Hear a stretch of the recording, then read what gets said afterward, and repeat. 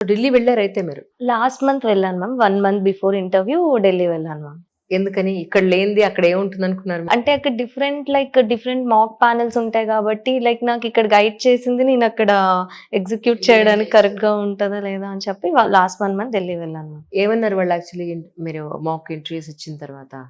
అంటే కాన్ఫిడెన్స్ వచ్చిందా? లేకపోతే మీ కాన్ఫిడెన్స్‌ని దెబ్బతీసే విధంగా ఉందా అంటే ఏం చెప్తారు? కొన్ని మాక్స్ అలా ఉంటాయి ma'am. But most of the people confidence build చేయడానికే ట్రై చేస్తారు మ్యామ్. అవును. అవును. అంటే ఇనీషియల్‌గా నేను వెళ్ళినప్పుడు కొంచెం పానిక్ అయ్యేదాన్ననమాట. యాంగ్జైటీ వల్ల వీటి వల్ల. But over the time before just 10 days, 5 days before interview చాలా కాన్ఫిడెంట్‌గా అవుతది అనే ఒక కాన్ఫిడెన్స్‌తోనే ఉండేదాన్ననమాట మ్యామ్. మీరు సాటిస్ఫై అయ్యారా ఈ ర్యాంక్‌తో 975? యాక్చువల్లీ మళ్ళీ రాయాలి మ్యామ్. అంటే నాకేంటంటే ఐఏఎస్ అవ్వాలని.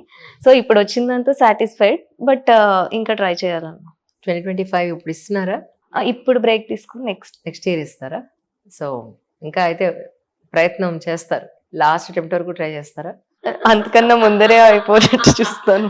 కానీ సార్ అంటే తనకి బేసిక్ కేటగిరీ ఉంది కాబట్టి ఏమొచ్చే అవకాశం ఉంది తనకి? తనకి ఐపీఎస్ ఆర్ ఐఆర్ఎస్ రావచ్చు మ్యామ్. రావచ్చు. ఎందుకంటే ఈసారి చాలా మంది ప్రీవియస్ ర్యాంకర్స్ వచ్చాయి ర్యాంక్స్. వాళ్ళు అనుకున్న ర్యాంక్స్ రాకపోతే ఈసారి తీసుకోరు చాలా మంది.